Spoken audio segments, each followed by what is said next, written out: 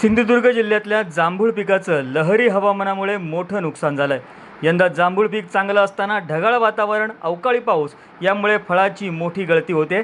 यामुळे जांभूळ उत्पादक शेतकरी आणि व्यापारी वर्गाचं मोठं नुकसान झालंय। मुंबई, नवी मुंबई बाजारपेठेत जांभळाच्या किमतीत घसरण झाली आहे। यामुळे मोठा आर्थिक फटका शेतकरी वर्गाला बसलाय। जांभळाचं उत्पन्न चांगलं आहे। सगळ्या गोष्टी, जांभळाची झाडं यंदा भरपूर लागलेली आहेत, पण तो ह्या क्लायमेटमुळे चेंज झालेला आहे सगळं। एक महिना आधी काढायचा होता माल, तो लेट झालेला आहे एक महिना। असा क्लायमेट चेंज असल्यामुळे सगळ्या गोष्टी मागे मागे चाललेल्या आहेत, पावसापर्यंत आल्या। आता त्यामुळे पाऊस आला आहे, पावसामध्ये माल काढून होणार नाही, कारण गरमी आणि पावसामुळे मालाची वाट लागलेली आहे। सगळी जागेवरच माल पिकतो आणि पडतो आहे। त्यामुळे त्याच्यात किती सिंगल जांभूळ झाले, जे गोसाने जांभूळ भेटायचे ते भेटत नाही। आता मुंबई ठिकाणी तुम्ही कुठे कुठे नेता हा माल?